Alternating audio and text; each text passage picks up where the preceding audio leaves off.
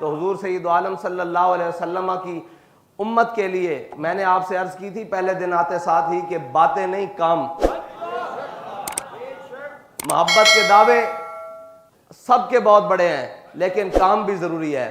اگر صرف باتوں کی حد تک ہو تو جرابیں اتار کے جوتے اتار کے مدینے میں اور بھی بڑے پھر رہے ہیں.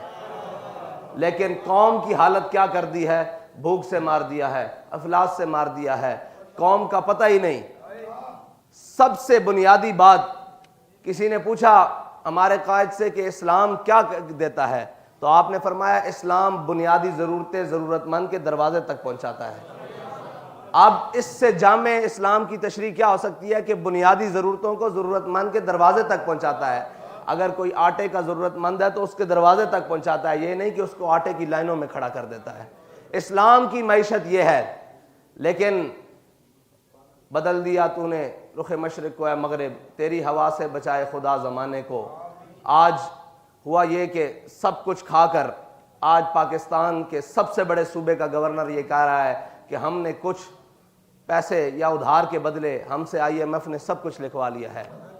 آپ یہ دیکھیں کہ دنیا میں کہیں بھی جب قومیں انسان بستے ہیں تو وہاں ادھار لیے بھی جاتے ہیں, دیے بھی جاتے ہیں. ہر مارکیٹ, بازار, گلی کوچہ, ملک, سرحد, سلطنت, بر اعظم میں ایسا ہوتا ہے کہ جب ضرورت پڑتی ہے ادھار لیا بھی جاتا ہے, دیا بھی جاتا ہے. لیکن یہ کون سی بات ہے کہ تم نے غیرت بھی رکھ دی, قوم بھی گروی رکھ دی, سارا کچھ رکھ دیا, اور اس کے بعد یہ کہتے ہو کہ جناب ہم معیشت کے بڑے چیمپئن ہیں, ہم پاکستان کو صحیح سمت میں لے کر جا رہے ہیں, ہم نے پاکستان کی معیشت کو ایسے کر دیا ہے, عالمی سطح پر یوں کر رہے ہیں, یوں کر رہے ہیں. لیکن حقیقت بات تو یہ ہے کہ یہ آپ اور میری آنے والی نسلوں کو بھی بیچ چکے ہیں. اسلام دیکھیں, حضرت عمر رضی اللہ تعالیٰ عنہ نے بیٹھ کر مسجد نبوی میں کیا دعا کی.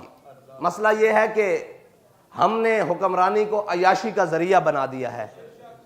بابا جی فرمایا کرتے تھے کہ جب حکمران خوشحال ہوں تو اس کی رعایا بدحال ہوتی ہے. جس کا حکمران خوشحال ہو اس کی رعایا بدحال ہوتی ہے, اور جس کا حکمران مفلس ہو, تنگ دست ہو, اس کی رعایا خوشحال ہوتی ہے.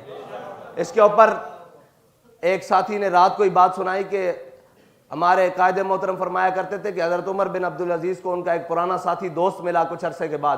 اس نے دیکھا کہ وہ بالکل کمزور ہو چکے ہیں, لاغر ہو چکے ہیں, جسمانی طور پر بڑے کمزور ہو چکے ہیں, تو آپ کی چہرے کی ہڈیاں چہرے کی یہ واضح ہو رہی ہیں. تو اس نے کہا عمر بن عبدالعزیز یہ تجھے کیا ہوا, جب سے تو حکمران بنا ہے میں نے آج تجھے دیکھا ہے تو بڑا کمزور ہو گیا ہے. فرمایا مجھے تو یوں دیکھ رہا ہے میری رعایا دیکھ صحت مند ہو گئی ہے کہ نہیں ہوگی.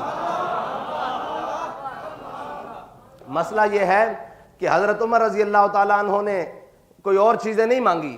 یہ لوگ سمجھتے ہیں کہ یہ بڑا آسان کام ہے, یہ نہایت مشکل کام ہے. قوم کو سنبھالنا اور اس کے سارے معاملات پہ نظر رکھنا اور پھر اس کو آگے لے کر چلنا, یہ بڑا مشکل کام ہے. حضرت عمر رضی اللہ تعالیٰ عنہ مسجد نبوی میں اپنے ساتھیوں کے ساتھ, ساروں کے ساتھ, صحابہ موجود ہوں گے, تابعین موجود ہوں گے, ان کے ساتھ بیٹھے تو حضرت عمر نے فرمایا یار سارے اپنی اپنی جو دل کی آرزو ہے نا, تمنا ہے, اس کو دعا کی صورت میں اللہ سے مانگو. کسی نے کہا یا اللہ مجھے اتنا مال دے میں تیری راہ میں اتنا خرچ کروں, غریبوں کو کھانا کھلاؤں, مسکینوں کو دوں, یتیموں کو دوں, ناداروں کو دوں. کسی نے کہا یا اللہ مجھے اتنی قوت دے کہ میں تیری راہ میں جہاد کروں. کسی نے کچھ مانگا, کسی نے کچھ مانگا. جب سب مانگ چکے تو انہوں نے کہا اے عمر آپ بھی تو دعا مانگیے جو آپ کے دل کی تمنا ہے. تو حضرت عمر نے ایسے ہاتھ اٹھا کر کہا یا اللہ مجھے سعید بن عامر الجمحی جیسا ایک گورنر اور دے دے. دیکھیں جی یہ دعائے عمر ہے اور تمنائے عمر ہے. دعائے عمر ہے اور ساتھ میں تمنائے عمر ہے کہ عمر کی تمنا یہ ہے کہ مجھے زندگی نہ دے لمبی, مجھے کچھ نہ دے, مجھے ایک سعید بن عامر الجمحی جیسا گورنر دے دے. اور وہ سعید بن عامر الجمحی جیسا گورنر کیا ہے؟ تو حضرت سعید بن عامر الجمحی وہ ہیں کہ جب حضرت عمر نے اپنے دور خلافت میں غریبوں کی, حمص کے غریبوں کی لسٹ منگوائی تو سب سے اوپر ایک نام لکھا ہوا پایا, اس کے اوپر لکھا تھا سعید بن عامر.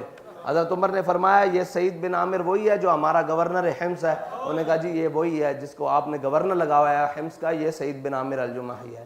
پھر آپ کی کچھ شکایات مدینہ پاک میں پہنچی, وہ سارا آپ نے واقعہ سنا ہے. مسئلہ یہ ہے کہ یہ نہیں کہ مجھے وہ لشکر دے دے. حضرت عمر بہت کچھ مانگ سکتے تھے, سارا کچھ, لیکن بندہ مانگا, دیانتدار مانگا, اور وہ مانگا جس کو اپنے سے زیادہ اپنی قوم اور اپنے عہدے کی جو حیثیت ہے اور حساسیت ہے اس کا پاس تھا.